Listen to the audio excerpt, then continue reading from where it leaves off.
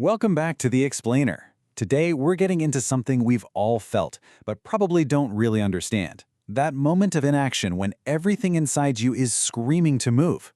We're going to explore the pretty surprising science of why, sometimes, when the stakes are highest, we find ourselves absolutely frozen. Really think about it for a second.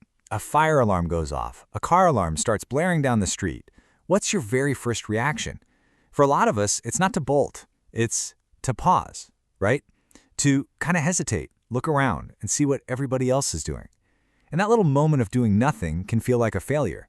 But what if I told you it's not? And that's really the heart of what we're talking about today. This whole freezing thing, it's not about you lacking bravery or courage. It's actually a deeply ingrained, super ancient survival program that's hardwired right into your nervous system. It's a feature, not a bug, that's been with us for literally thousands and thousands of years. So let's start right there with that initial kind of baffling moment. That split second where you think every instinct would be shouting go, but instead our bodies just stop. What is actually going on in our brain during that alarming pause? We've all heard the phrase fight or flight a million times. It's kind of become the default way we talk about stress. But it turns out that's a huge oversimplification.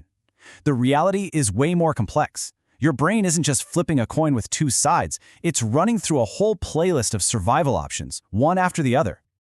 Okay, so let's dive into this idea. It's called the Human Defense Cascade. The best way to think about it is like a pre-programmed sequence of responses that our bodies just automatically roll out when there's a threat. And it moves from one step to the next, depending on how serious the danger seems to be. So here's how it works. It all kicks off with arousal. Your heart starts pumping faster, your muscles get tense, your body's basically getting ready for a fight.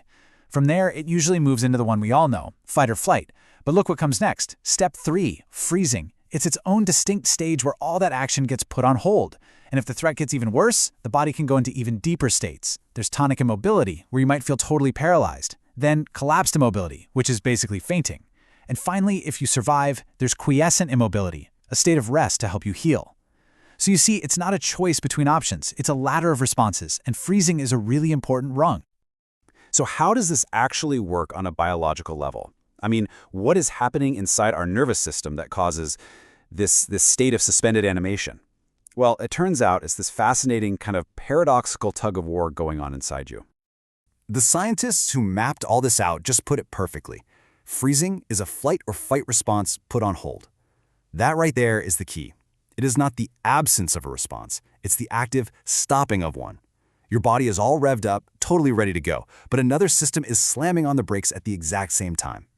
And that emergency brake, it actually has a name in neuroscience, dorsal vagal shutdown. It's a big idea in something called polyvagal theory.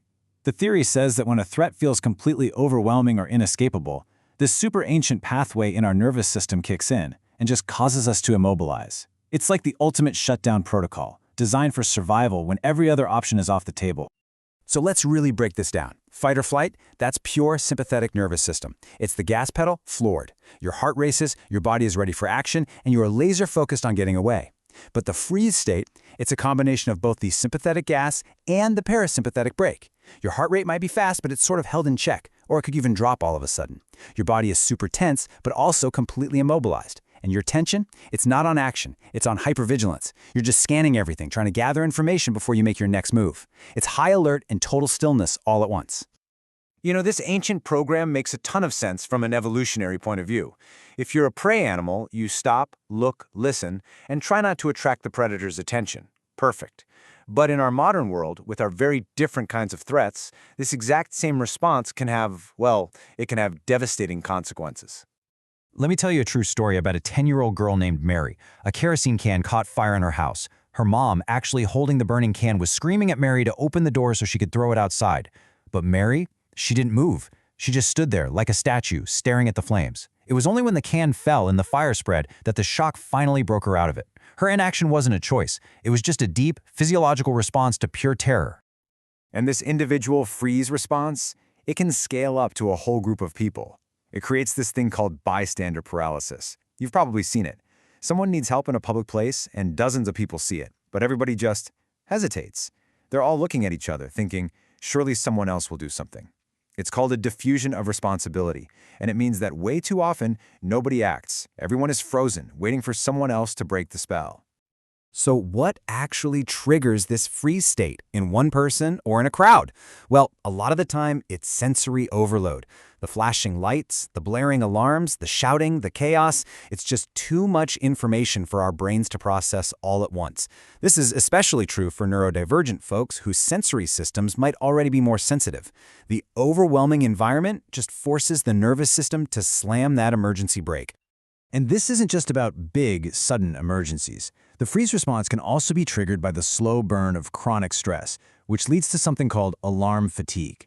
A 2023 study looked at nurses in surgical ICUs, places with non-stop beeps and alerts. And what they found was that these nurses were experiencing a moderate level of alarm fatigue. They were just becoming desensitized. And here's the really dangerous part. That fatigue, that sort of learned inaction from all the constant alerts, it had a direct, negative impact on their job performance. It led to a higher chance of them making medical errors. Because when every single alarm sounds the same, you start to hesitate, you start to freeze, even when one of them is signaling a real life or death crisis. Inaction just becomes the default setting. Okay, so we get the biology, we see the real-world dangers. The big question now is, what can we actually do about it? How do we learn to go from being frozen solid to becoming fluent in our own emergency responses?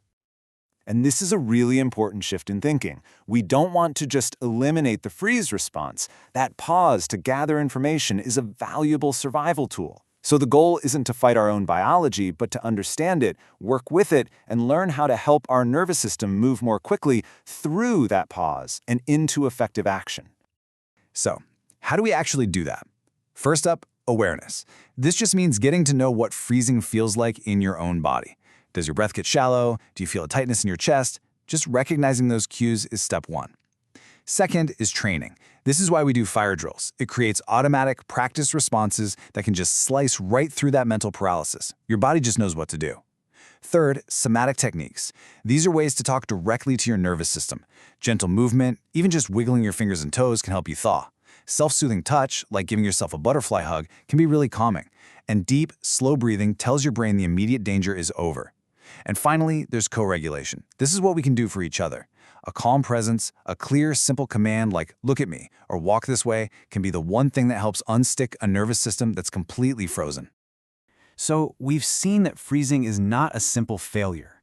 It's this complex biological state, this weird dance of hitting the gas and the brake at the same time, all designed for survival. So knowing this, really understanding the ancient wiring behind that pause, how does it change the way you see inaction, both in yourself and in other people? It kind of shifts the story from one of judgment to one of just biology.